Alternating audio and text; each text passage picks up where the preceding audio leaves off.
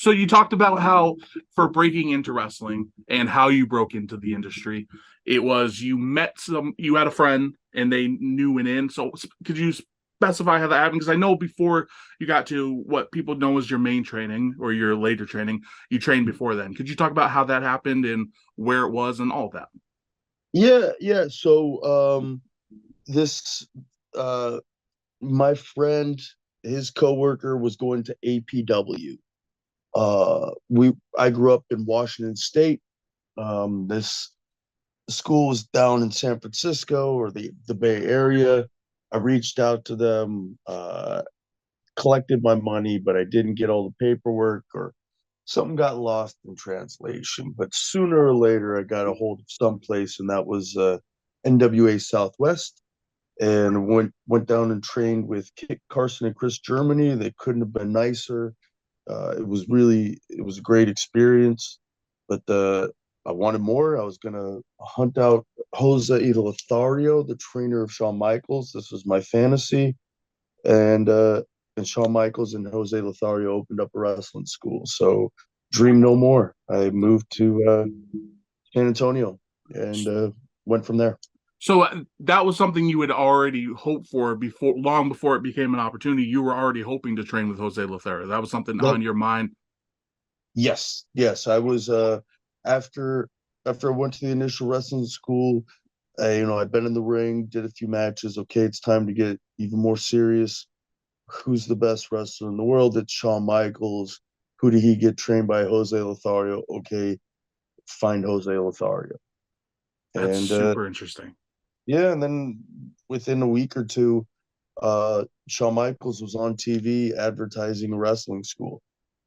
What are the odds of that? Timing is great. So with Southwest, because I find the beginnings of people's training so fascinating. Like obviously, it was a whole new experience. What was the size of like classes? Like because nowadays, you'll see some classes that have like 20 or 30 people, and then you'll see some that have 5 to 10 people, and it's a lot more hands-on and it's smaller. Was it a big class, a small class? Was there anybody notable in that class? Or was it kind of just a low-key thing where you kind of got your basics underneath you? It was just four students. Oh Four wow. students signed up. It was 10 3-hour sessions. It's about 30 hours of training. Um, and enough to, know how to bump and hit the ropes. Not well, but well enough to put on a basic match. Yeah, so I wound up, wrestling four times there. And I just felt like I wasn't going to progress at the rate I was at. So that's why I had this bug up my butt to go find Jose Lothario. That first match, how nervous were you going into it? And do you remember what it was? Because we have what I believe, let me see. I have it in my notes. What they say your first match ever was, but I don't think that's accurate, considering this would have been after the Shawn Michaels school, which was with American Dragon. So this had to be before then. Do you remember what your first match actually was? Yes, I can't remember the name of the guy who wrestled that I wrestled with, but he was a vet. He was a man. He'd been around for a while. Um, I know that he body slammed me on the floor, and there's no pads or anything. And I remember the promoter's wife was pissed. Oh. Yeah, because it was this old fella abusing a kid.